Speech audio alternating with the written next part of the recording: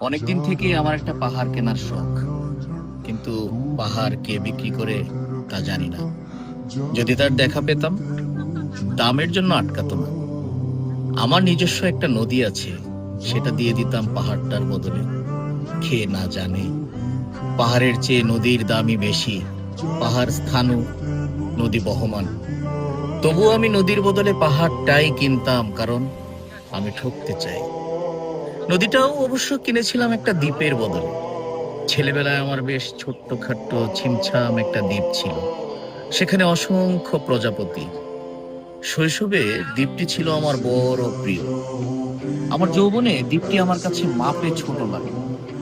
প্রবহমান ছিপছিপে তন্নি নদীটি বেশ পছন্দ হলো আমার।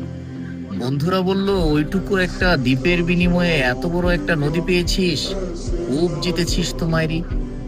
তখন জয়ের আনন্দে আমি বিহ্বল হতাম। তখন সত্যি আমি ভালোবাসতাম নদীটিকে। নদী আমার অনেক প্রশ্নের উত্তর দিত, যেমন, বলতো আজ সন্ধেবেলা বৃষ্টি হবে কিনা। সে বলতো, আজ এখানে দক্ষিণ গরম হাওয়া, শুধু একটি ছোট্ট দ্বীপে বৃষ্টি। সে কি প্রবল বৃষ্টি, যেন একটা উৎসব।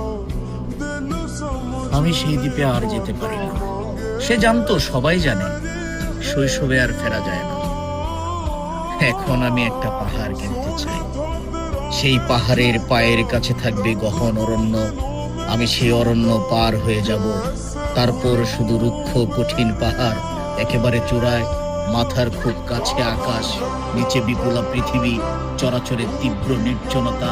আমার কণ্ঠস্বর সেখানে কেউ শুনতে পাবে না। আমি ঈশ্বর মানি না তিনি আমার মাথার কাছে ঝুঁকে দাঁড়াবেন না। আমি শুধু 10 দিককে উদ্দেশ্য করে বলবো, প্রত্যেক মানুষই অহংকারী। এখানে আমি একা। এখানে আমার কোনো অহংকার নেই। এখানে জয়ী হবার বদলে ক্ষমা চাইতে ভালো লাগে। হে 10 দিক, আমি কোনো দোষ করিনি, আমাকে ক্ষমা